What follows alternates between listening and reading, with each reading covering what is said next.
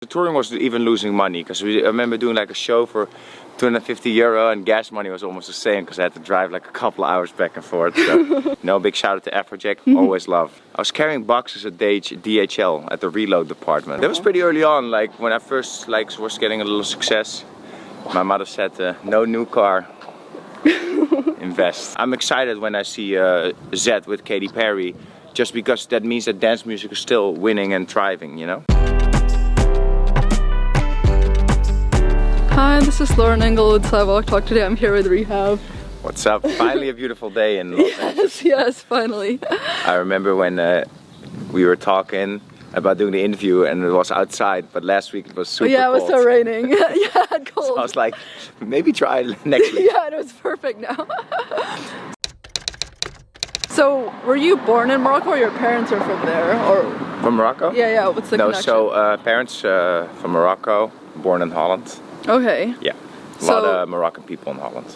Do you still have a lot of family connections in Morocco? The most, almost everyone is still in Morocco. Oh, so your parents moved to Holland for their jobs? My mother got married in Holland with a person, yeah, long story. Anyways, yes. So what do your parents do in Holland or when you were growing up? My mother, I'm not so familiar with my dad, but my mother was how do you say that? A consultant. So if you can't find a job for 2 years, she would consult you getting back on, in the, getting back in the working society, or I don't know how to say it, And do you think you got your creative side from her? Do you know where it's from? I don't think from my mother. She's more of a business lady, I feel like. No, she's just like very organized, like she wanted me to be like a banker or something. But I just in general, I think cultural in Holland, dance music was just big, and I was always a bit like of a dreamer, like a dreamer when I was a kid, and I like to stay home and draw or play with, I think it was like G.I. Joe back in the day, like play my own little stuff. And I remember because in Holland the Wednesdays are like free, class is only like till 12, and I would always just play the whole day in the house or in the garden. Early on you were just tuning into the radio a lot. Yeah. True, yeah. And who was on the radio at that time that you got absorbed into? There was this thing called The Box in MTV. I liked that a lot because The Box was like you would call and they could play a record. And of course, that Holland is such a dance country. Dance was getting really big. So I remember in the early things that I remember was like The Prodigy, No Good, because they were like breakdancing in the basement. And which one was the other one of the project? Outer Space, which I love still. And also on the hip hop level, like Dr. Dre, like Snoop Dogg, What's My Name, and Nothing But a G Thing. Those records were like, those really, stayed with me. Early on, were you playing any instruments or anything? Or? I wasn't really much of an instrument player. I don't know why. I was like, and we had like a piano, so I didn't really enjoy it that much at that time, which is really weird because I really somehow wish I could go back, and do. But what I did enjoy a lot was like listening to the records and being like, what's in that instrument? What is this instrument? But maybe that's more as a producer, I wanted to figure that stuff out at a really young age, and I could remember like all the sounds and the melodies. That I wanted to dissect the record more than instead of playing it, which is really weird. But And what was the music going on in? How do you say it? Breda, yeah. Breda is a small city. It's like it's only like 100,000 people. But of course we have Tiesto from Breda, Hardwell. Hardwell, same high school as me. Oh, wow. Did you know him back then? Yeah, of course. Yeah. He was. Just there wasn't really much, but what helped for me was internet was just about to explode. It was just, you had like Napster. I don't know if you guys know Napster. If you're LimeWire. If you're in your 30s, LimeWire was after that. Kazaa. Oh, after. And Kazaa, and Napster was the first. Yeah, so that's how I got really like into music, because then I was like just downloading stuff and figuring it out. Yeah. Were you sharing music with Hardwell back then? Like, did you? Yeah, we made some records together. Like in high school? Like... Yeah. Crazy, right? Yeah. He used to live like, after I moved for the second time, he would live very close to me. How would you describe your personality back then growing up? My personality, wow. It's an interesting one. Kind of a logic person, you know, like if it doesn't make sense, I don't want to do things. Sounds like your mom, right? Yeah, that's I like it float between creative and logic. But I'm very assertive in the fact, like I only like to do things that I think are like a progression in life. So I'm not like, oh, I'll just hang out here doing nothing. That's not me. Even when I was a kid, like I wouldn't hang out or do nothing. I was always like, oh, let me learn something. I was very like wanted to learn new things, curious. And you first got interested in DJing was from like going to kids' parties, right? Yeah, and you heard the Yayas, the Ramirez. That was later on. That was as electronic music, very true. But it was like even at the high school, like there was like these dances, and you would like go dance with a girl when they play a slow song. And I was like, wow, the DJ is very like very powerful. Yeah. But D Ramirez, Body Rocks, of course, so the D Ramirez remix. I remember hearing that, and that was like, cause you know. What I liked about hip-hop back in the day, it was like a lot of bass in hip-hop, a lot of sub, a lot of 808s, but electronic music was still not as bass heavy on the low end. And then, you know, those Tour Room guys, I think it was Tour Room guys, Dave Spoon, D Ramirez, they started making some stuff, and it was like, it was so much body in the low end, and I was like, that's what I want to make. And then what made you decide to study, was it economic marketing? Yeah.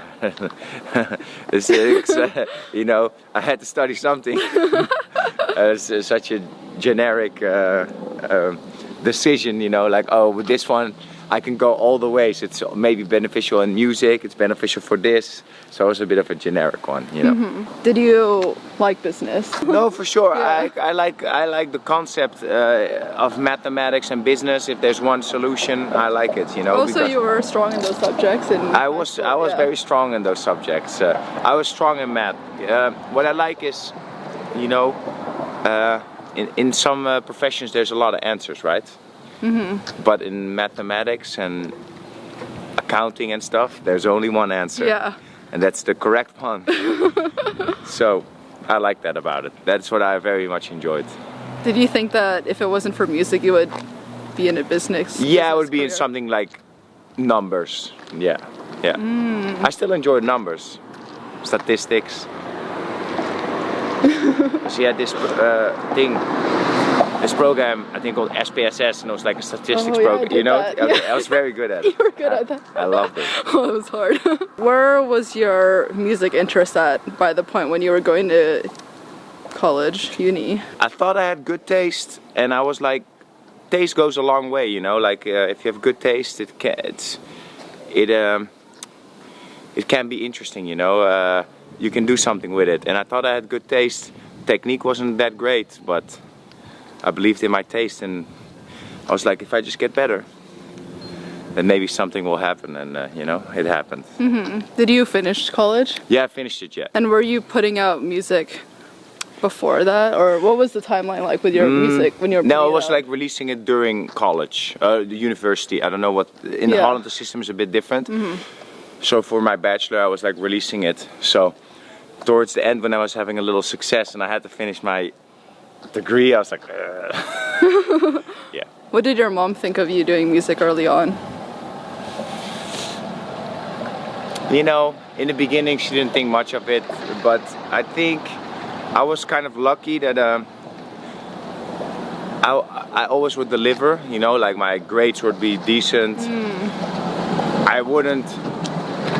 I never failed in class. I would just, you know, they called me like, oh yeah, this guy, he will make it, you know, like I didn't have the best grade, didn't have the worst grades, it was just in the middle. And then what happened after you graduated?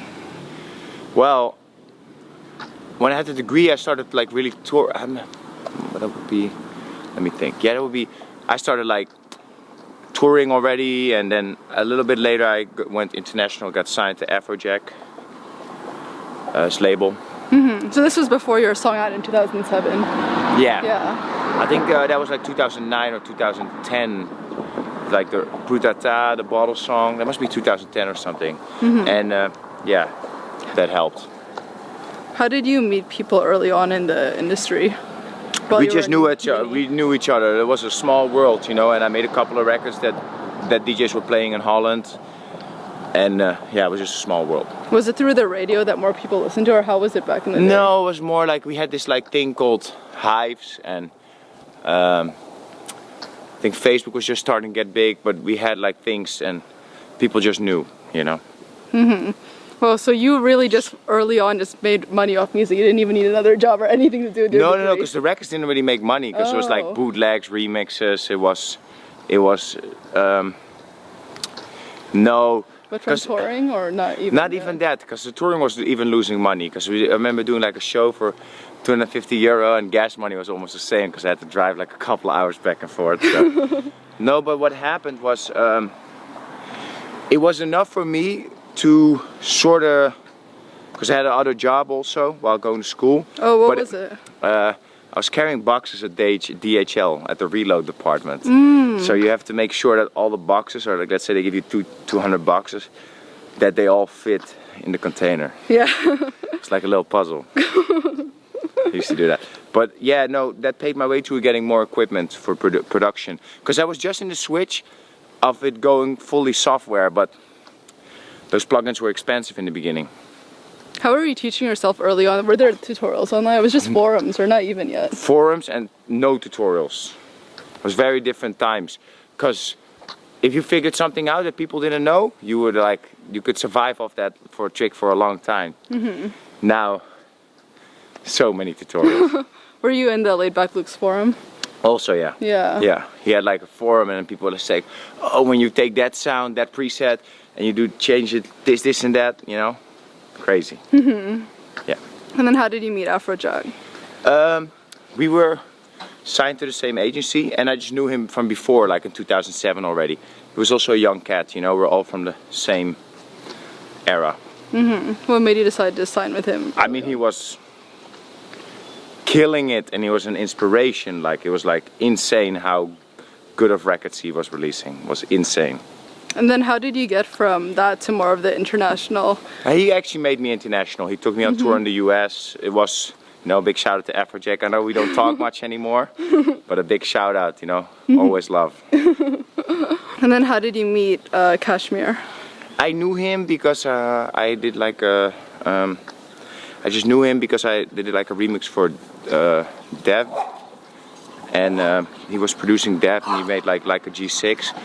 And then I made like a single for Enrique Iglesias, co-produced that. Yeah, actually, how did that happen? I was just via email, you know, they asked me, and I was and then there was like a writing camp in Miami, and he was there too, and I just always knew him a little bit. He released a record called Megalodon, and I emailed Spinning because it was like an ID. And he was like, oh, this is a really nice record, who's this? And he's like, yeah, very special guy from America, this and that. And it's like, that's Niles. So I hit up Niles. I said, that's a great record, let's make one together. And that's how Karate was born, or started. It took a long time to finish. Were you always making original music, like in a session? Was that difficult to learn how to work with a songwriter or writer in a session? I feel like with electronic music, many times it's in your own little zone, because sound design plays such an important part, and that requires a lot of patience. And if you're in a session, that, you know, then 3 people are watching you trying to change the lead sound is like not that interesting for people. And what is it like producing for like Enrique Iglesias compared to like your own song that you put out yourself? You know, it's just a long journey. You know, for me, it's very different. You know, like in your own stuff, you're in control. What do you want? What do you like? And there you're dealing with so many things because it's such a big brand. So very different. And how did you first meet Rihanna? Of course, I was signed to 360 for a while, Rock Nation, and then she asked me on tour after I did a couple of remixes for her. I think I met her in Berlin. It was amazing. She's like glowing. Like, she is though. Glowing. After she just got off stage, cool. I like Rihanna. And then you went on tour with her? Yeah, I was on tour with her for a couple of shows in Europe. How did you get interested in investing in developing apps? Oh, you know, when you're like in your own company, you feel like, oh, this is missing, an app like this is missing, like, and it's not, it isn't that much that is developed from scratch. You can take open source codes and change some things around, but it just makes things in your own team easier, if that makes sense. Even on the label side or the marketing side, some things like that. What kind of apps were they? Secret. Really? How many years has it been since you were working on it? No, it's not that much, but some things like automatic, like exporting inside, like when you have like marketing and you have to make like different versions in different language, that all goes automatic. That sort of stuff. Is that your first venture outside of music? No, yeah. No, we also do real estate a little bit, so. Wait, who's we? Me and my mother. So. Oh, that's so nice. Yeah, help me on it. How long have you been doing real estate with her? That was pretty early on, like when I first like was getting a little success. My mother said, no new car, invest. So she's smart. She was very smart. And you talked about in previous interviews how social media became more and more a part of the DJ producer life. How was it like? Because you went through the beginning stages where it didn't even happen, and do you think it was like difficult in a way to be like, oh, this is such a big part of music, it might not even be music anymore, it's about social media and balancing that? I think it's now gotten even bigger, that it's more about social media right now, but in the beginning I think it was just getting internationally known, and it was more about like music because the range was like full. Does that make sense? Like, and now it's all like, it got a lot more commercial, you know what I mean? Then it was more innocent. Do you think you have pressure from it now?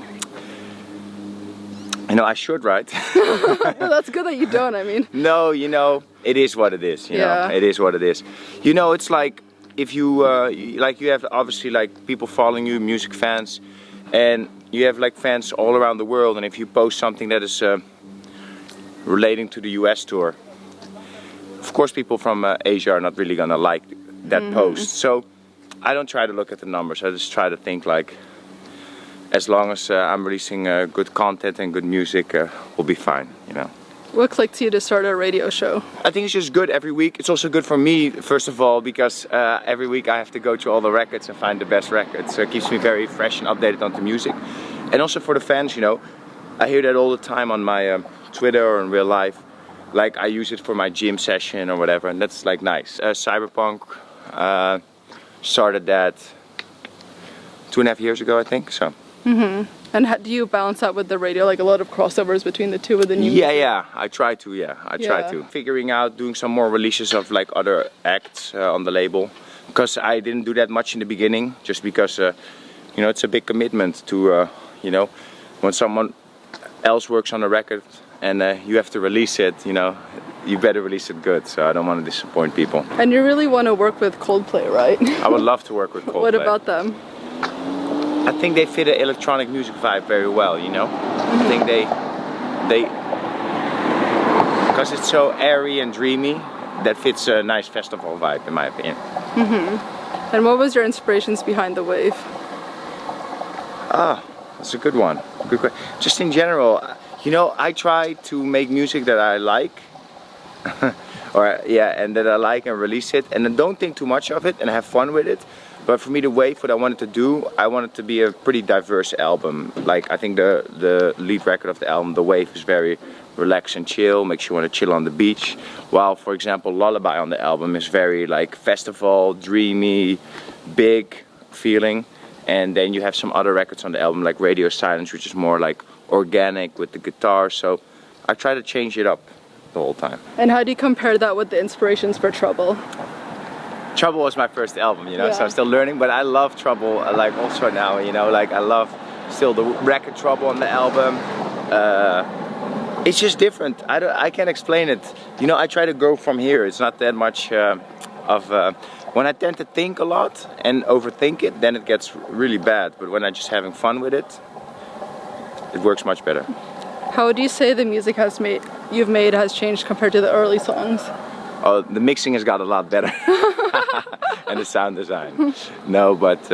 how about the style or the... Yeah, style changes, you know, like I'm better musically right now, but also I'm less stressed about it, like I'm having fun with it. Like back in the day I was like very worried, like, oh, is this good enough? Is this just... Now I'm just like, if I like it, we'll be good, you know? Actually, this question I asked Laid Back Look and Quintino, but how would you say EDM has changed since you first got into it? Oh, it went through so many waves, you know. It's like fashion, it just changes all the time. And I like to adapt. Like I like, you know, it's like a kitchen, right? You don't want to eat the same pasta every week, you know, or every month. And at a certain time, you have to change it up, you know, also for yourself to stay inspired and to evolve. So that's what I like about EDM. It's always evolving. And he also said like he feels that EDM is getting too Chainsmokery. Do you agree with him? Oh no, I disagree, because at the end, you know, when you play the festivals, things are gonna work that are gonna work. Of course, you know, there's like more poppy segment right now, but I'm very happy that this let's say subgenre is very popular, because it makes the DJ scene bigger. You know what I mean? Yeah. Like I'm excited when I see Zed with Katy Perry, just because that means that dance music is still winning and thriving, you know? And how do you keep up with your style? Because I feel like with how you were saying with dance music, it's so trend based, and how you don't want to get like looped into like constantly, you know, just keeping up with the trends, but also with your own style. Yeah, no, you know, I feel like now I survived a couple of styles, so then you get your own sound within the styles. Like I think it's very hard when you are like a new DJ and you come up with you have a cool style, and that style becomes very hot, and then that style dies down. Then it's important to figure out what to do next, if that makes sense. And I feel like I had like the electro house style, and then more future house, and then more future bass, and then more big room. They all went like this, and you know, we're still here. Yeah. Still alive. How would you say you've grown as a person compared to when you were younger? Oh, you know, I don't worry that much anymore. You know, that's you know, the younger me, 10 years ago me, was like always worried.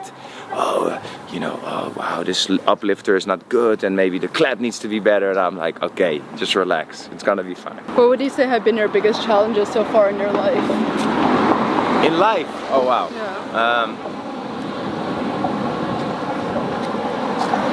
Wow.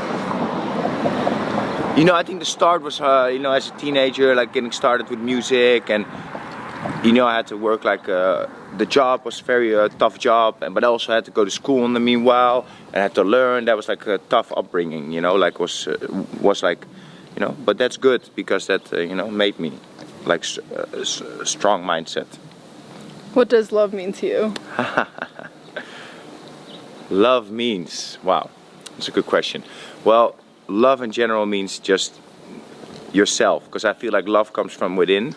I think a lot of people search love from external, like, oh, this person makes me feel really loved, but I think that's like a feeling from within, you know, it doesn't matter about someone else. That's a mind state internally. Last question, what do you want to be remembered for? Wow, I don't never really think about legacy and stuff, you know. Don't really have an answer for it. Really? No, I don't really think about that stuff, because for me it doesn't matter, you know. The past is the past and the future is the future, but I'm trying to be, you know, enjoying what I'm doing right now, because anything can change right now, you know. So I try not to I don't have like a goal like, oh, I wish my legacy would be this, you know. That's up to the people, not up to me. Yeah, this is great. Thank you so much. No worries. Yeah. Bye.